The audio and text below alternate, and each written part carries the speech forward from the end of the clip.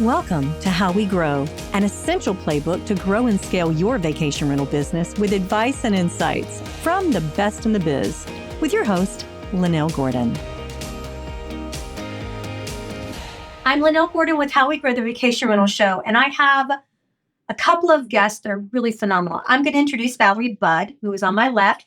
Valerie is the CEO of Branson, and she's going to share some tips with you, but she's brought a very special guest. And we have Jessica, who's been with us for 8 years. Mm-hmm. That's awesome. Yes. And she knows so much about the industry, and she's just so knowledgeable. I thought this makes sense to bring her. And we could have done 2 different podcasts, and I thought about that. I'm happy to do that. But they really enjoyed talking with each other because they work together. So it's a really great team you've got here. We do have a great team. What I want to ask you is this. We're talking to property managers who want to grow their business. And so what are the top tips that you give to people about doing Well, let me back up a little bit on our history. So we started off in 2005. We bought our first property. It was one. And we did really well with it. And then my neighbors started saying, Valerie, you're doing so well. Will you rent mine? And at that point, I said no. Oh, well, we don't know. Anyways, so spin it forward. And then about 5 or 6 years ago, we ended up having about 50 properties, I'll say. Mm-hmm.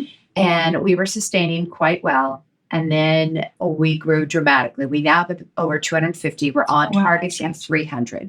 It was really challenging, but it was a lot of fun.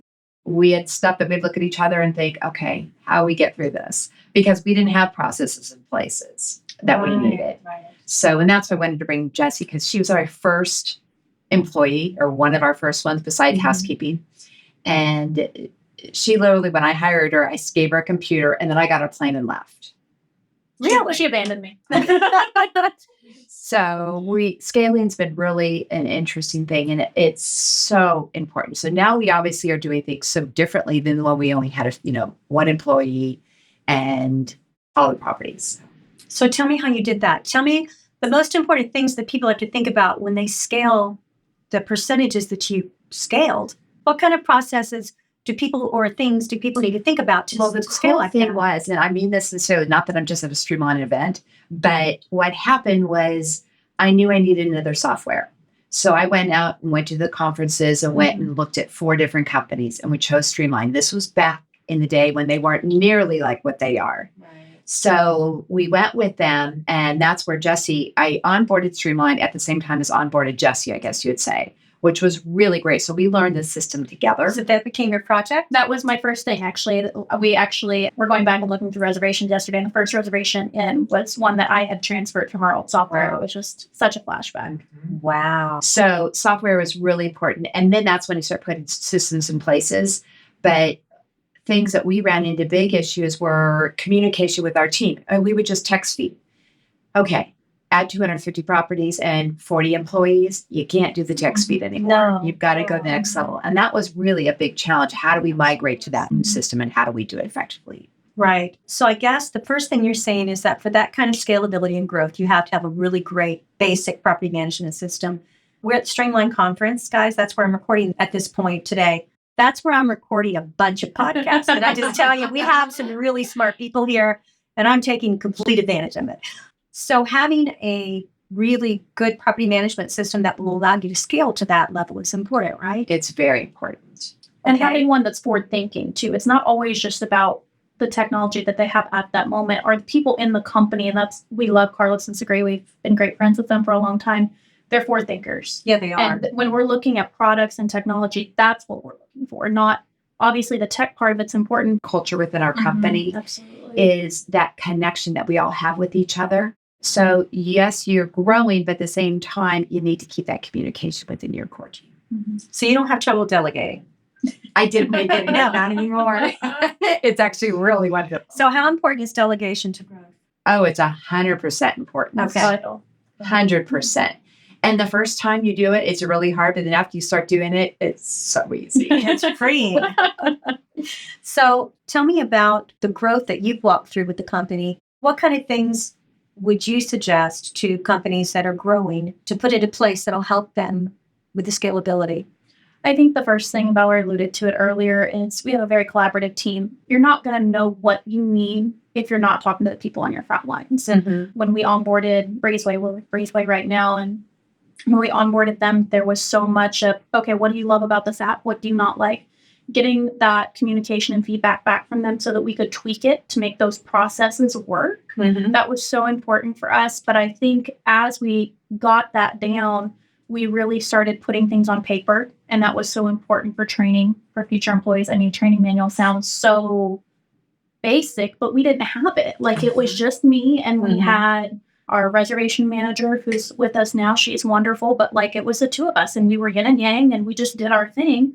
And we started hiring new people. It's like, I don't have something on paper to give you. I can download my brain into yours. But starting to put those things on paper after you've got those processes down is really important as well. And now you can put it in Chat GPT, guys. Right. Yes. We do that a lot. Mhm. But Yeah, getting absolutely. back to what the paper part she was saying, or just documenting, one of the questions we had discussed earlier is that's probably the one thing I would have done differently in the very beginning was documented more of the processes, because we Have it more literally had clear. to go backwards and start all over again. Yeah. And that took a lot of time as you're growing the company, which is really challenging. Now, one thing you brought up, which is interesting, Breezeway. We first tried it and we didn't like it. Not It at all. didn't fit our needs. So we said no, we canceled the subscription. That was when we were at like 50 properties. And or then so. a year later, holy moly, and now we love it. Mhm. So one thing I would really suggest to people is if you don't like something in the beginning, go revisit it. Don't be scared, because you may have changed your mindset and your systems as I'll well. just check it off. Go back to it. Really important. So if you were to look back and say, all right, during this growth, this very, very fast growth, here are the things that looking over my shoulder, I might say, I wished I had done XYZ differently. Or maybe, on your end, I wished I had done something sooner or differently. What kinds of things would you suggest to people? The documentation, I think, is probably one of the biggest things, because our HR person now is building our employee handbook. He's already done that, thank goodness. And just going forward, time's off, because again, we were on that very close knit that is a lot of the properties we owned in the beginning, and we still do, but not to this magnitude. Right. And we would just say, oh, you want to use it? Sure, go ahead. We didn't have the protocols in place. So what I would really suggest is set protocols as you're starting it, because don't think of the property as you having 50. Think of it, okay, I've got 500. No, we're not. Don't worry. That wasn't someone else. But we've got X amount of properties. Think of it in terms of that so that you can go ahead and scale. So every software system that we're buying right now, even our revenue management now, how scalable is it? What can we do with it? But then again, trying to keep that intimacy is just really important so that our owners still can reach out to us and connect with us. Yeah, I think that the documentation is a big part of it. And then scalability is a really big term that we've used over the past few years. You've had to. Yes, absolutely. But well, just saying it and like putting that in your team's minds. Like anytime anybody would say, well, I'm just going to do it this way. Well, is that scalable? Like, are we Right. going to be able to do that in 3 years? And just putting that on your team's mind and changing their mindset Yeah. was really, really important for us. One concrete example that I can think of was for our homeowner onboarding. It was very basic. Like Valerie or I were talking to the homeowners by ourselves. We have an owner acquisition team, which is wonderful, but Valerie would get it and then get the information to me, and I would put it in the system. And now there's 5 or 6 people involved in that process. So we ended up implementing, we use Monday. I know Streamline has a great acquisition tool, and lots of other people They have do a as brand well. new stuff. that's Yes, I'm really excited cool. to see They it. have cool stuff coming out. We use Monday currently. That was just a great fit for us at the time. Sure. And just having like the checklist and the different things like that you don't think you need when you have 50 properties, just trying to look forward and is that scalable was a huge question for us. And the other thing is we gave all our employees phones in the beginning, just because being transparent, if the employee leaves, we want that phone number still, but it wasn't scalable. And there's a problem if your maintenance people keep losing their phones and things like that. So we're now using Ring Central, and we have apps with phone numbers on it so that we can pull it back very easily. I love their stuff. I do. I'm just saying this. So it's been really helpful. The other thing, you don't really think about this, is the space.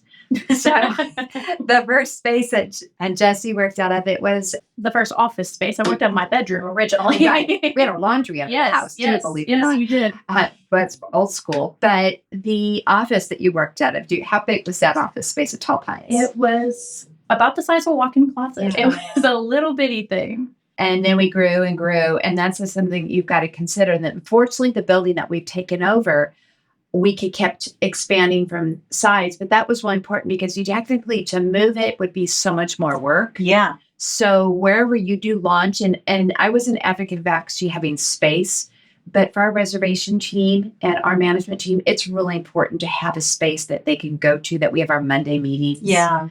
Again, that connection constantly. We can be virtual to some extent, but it is really important to have our Monday morning meetings with all of the main management. We have a really collaborative team. I think at the end of the day, if everything falls apart, technology breaks, processes have flaws, but at the end of the day, if you have somebody that you can call and say, hey, this is broke, 911, I need you to come in. That's the kind of team that Valerie's built and that we've built. So I think that's what our scalability has really boiled down to, has been our team, and trying to find the right fit for them too. This is something that we've learned the hard way. Is we've hired people and put them in a position and they weren't great at it. It didn't work. And instead of just, terminating that relationship, we would sit down with them and say, hey, this might not be your strength. Where can we pivot you? Where can we move you to where your strengths are going to shine and you can continue to have a great relationship with the company? That's really important in business, period, guys. So if you think about scaling your business, the people that you hire are such a huge part of it. And you had a very good hire here. And obviously she's helping you manage the rest of it as well, because as she talks, the thing that you notice about companies that are successful is you have an employee here talking, but she's like, we. That's because you've given her the trust and the delegation And the authority to be able to have that and feel that way. So obviously, that she owns it, so she's owning that part of what she does. And it's really cool because even our housekeeping manager, she has the same attitude. Robert, our maintenance manager, it's the same attitude. And our owner's relations manager, man, oh man, if I could get 3 more of her, she just works constantly. Built by property managers for property managers. Streamline is a powerful software that gives managers enterprise-level capabilities to drive more revenue and improve operational efficiency. Migrating to Streamline allows property managers to gain functionality while reducing the need for multiple vendors, improving flow by logging into a single system and reducing redundant technology costs. With Streamline, property managers achieve revenue lifts by leveraging our fully fledged communication center, reservations quoting system, revenue management tools, homeowner acquisition CRM, and powerful direct OTA connections. Streamline also has industry-leading trust accounting and report capabilities to give you clarity in an overall company performance. Learn more about Streamline Vacation Rental Software at streamlinevrs.com. So guys, if you want to learn how to build a team, I think you should think about reaching out. Valerie, could people reach out to you if they have questions? Of course they can. So guys, if you want to know how to build a great team and you want to learn how to scale off the chart, you have a mentor here. You have someone who has done it, who is very willing to help you in your business. It's been a lot of fun too. I mean, it really has. We have those moments that, you just think, really? Is this guest doing this or is this owner doing this? And we literally have a book for it that sits in our office that we write down all of the crazy stuff. Okay, I got to hear. Okay, you have to tell me your 2 favorite stories then. You've got a book. And I know these kind of chat. Go ahead. Yeah, go ahead. So this was actually, Jessie was on board. It was one of her first calls she took. And a guest called. Now, mind you, I was 17 when I came to work. I had to Valerie. call her parents. I was to very get green. approval to go to the first conference. So the guest calls and said, there's a cockroach. I need someone here immediately. And we have log cabins too. So And it's in the woods. So it's Yes. not like it's a city. It's in the woods and bugs are bugs and it could happen. All right. Of course. So of course we want to take care of the guests. Our maintenance manager goes and knocks on the door. Ma'am, where is this bug? And she goes, oh, it's by my tire right there. It's outside? It's outside.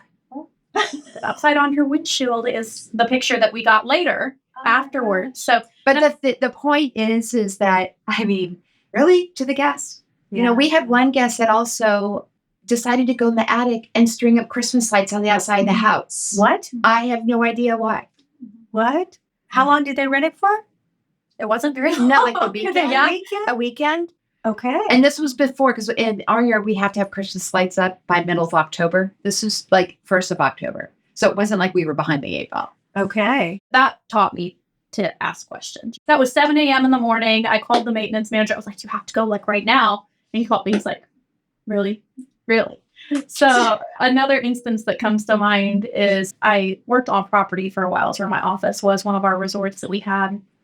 And I had a guest. She was a very elderly lady, and we had just installed electronic locks. Mhm. This was 5 or 6 years ago, and she was not able to get in. She was having an issue.